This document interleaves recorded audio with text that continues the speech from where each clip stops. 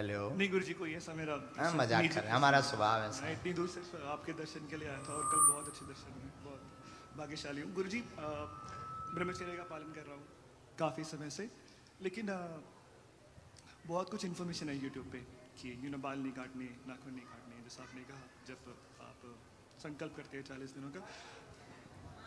लेकिन आजकल के इस दौर में जहाँ चीज़ें काफ़ी डिफरेंट हैं, अगर आप थोड़ा इस पे ज्ञान डालें कि ब्रह्मचर्य है क्या और एक स्त्री को और एक पुरुष को कैसे पालन करना चाहिए, क्योंकि वो सिर्फ एक फीमेल के लिए नहीं है, वो एक मतलब एक सिर्फ मर्द के लिए नहीं, वो फीमेल के लिए भी है, सबके लिए। हाँ, तो एक औरत कैसे साधना करे हनुमान चालीसा की और एक आदमी स्टूडेंट कैसे साधना करे? ठीक है।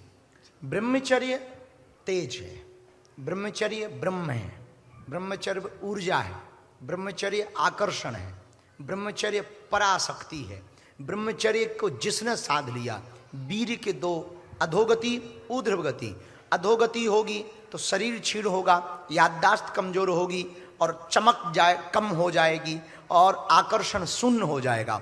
ब्रह्मचर्य ठीक रहेगा, आकर्षण भी बढ़ेगा, ऊर्ध्वगति भी होगी और आप अपने आप में इतने बलशाली रहेंगे उस ब्रह्मचर्य के प्रभाव के कारण कि उस ब्रह्म के तेज को शीघ्र अति शीघ्र प्राप्त कर पाएंगे। ये ब्रह्मचर्य है शॉर्ट में। पर बहुत संसार सागर विचित्र है, गंदा है, चलचित्र बहुत ज़्यादा है। गृहस्थ जीवन में ब्रह्मचर्य का पालन कर सकते हैं, पर समय समय पर ब्रह्मचर्य का भी पालन कर सकते हैं और गृहस्थ जीवन का भी पालन। अति ज़्यादा गृहस्थ में डूबना, भोग में डूबना बुरा है। अपने परिवार को बढ़ाने के लिए, गृहस्थ जीवन परंपरा को निभाने के लिए कोई अतिशयोक्ति नहीं। तो गृहस्थ जीवन में पति पत्नी में हम मर्यादित रह सकते हैं, एक समयानुकूल रह सकते हैं। ऐसे समय अनुकूल रहें कि जब साधना कर रहे हैं तब बहुत सावधान रहें, बहुत सजग रहें, बहुत पवित्र रहें, बहुत कठोर रहें, मन से, वचन से और इंद्रिय से, तीनों से ब्रह्मचर्य का पालन करें। तो जिसके पास भी ब्रह्मचर्य का तेज है वो जल्दी ही शक्तियों को संपर्क कर सकता है। ब्रह्मचर्य आज के युवाओं को खैर इसका पता नहीं, आज के युवा बहुत कम इस बात को मानते हैं, बहुत कम जानते हैं और आज के युवा अपने तेज को बहुत नष्ट कर रहे हैं, बहुत बर्बाद कर रहे हैं। इसलिए बहुत ज़्यादा युवाओं की मानसिक विचार शून्य है, सोचने की क्षमता शून्य है और उनके जितने भी थॉट्स हैं वो रिपीट टू रिपीट हैं। दिन भर में जितने भी विचार आते हैं वो वही विचार आ रहे हैं, वासना के, भोग के, और रिपीट टू रिपीट। कुछ नया नहीं सोच पा रहे और कुछ अलग नहीं सोच पा रहे, इसलिए कुछ बड़ा नहीं कर पा रहे। और जो अपने ब्रह्मचर्य को तेज को जानेगा वो कुछ नया भी कर पाएगा, नया भी सोच पाएगा। जहाँ से भी निकलेगा अपना आभा छोड़ता हुआ निकलेगा, जहाँ भी बैठेगा अपने प्रभाव से बैठेगा और जहाँ भी वो ध्यान करेगा उसी ब्रह्मचर्य के बल पर उस ब्रह्म सत्ता को संपर्क कर पाएगा।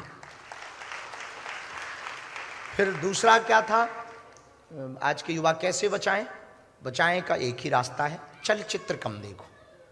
जितने कम चलचित्र देखोगे उतना ज़्यादा आप सेफ रहोगे, सुरक्षित रहोगे। आजकल सबसे ज़्यादा गंदा है मोबाइल। मोबाइल के कारण बच्चों का तेज नष्ट हो रहा, आंखों की रोशनी भी नष्ट हो रही है और शरीर का तेज भी नष्ट हो रहा है। तो जितना कम चलचित्र देखो, वीडियो, फोटोस, ऐसी वासना वाली बातें जिससे मन कुंठित होवे और मन भोग की तरफ भागे, ऐसी चीज़ों को कम देखो। जितना कम देखोगे उसके लिए उपाय क्या है, अपने आप को बहुत व्यस्त रखो, कभी माला में तो कभी गुरुओं में, सत्संग में, कभी भजन में, कभी ज़्यादा व्यस्त रखोगे तो उस तरफ दिमाग कम जाएगा। ये उपाय है। फिर क्या था, हो गए, खुजली मिट गई, बैठो। बालाजी महाराज के कृपा पात्र बागेश्वर धाम पीठाधीश्वर परम पूज्य धीरेन्द्र कृष्ण शास्त्री जी महाराज का पावन संकल्प। मध्य प्रदेश में छतरपुर के ग्राम गढ़ा में बनेगा विश्व स्तरीय कैंसर अस्पताल एवं रिसर्च सेंटर, जिसकी आधारशिला देश के यशस्वी प्रधानमंत्री नरेंद्र मोदी जी के कर कमलों से रखी जा चुकी है। 200 करोड़ रुपए की लागत वाले 100 बेड के इस अस्पताल में गरीबों का होगा मुफ्त इलाज। ये बहुत बड़ा अवसर है, बहुत बड़ा काम है।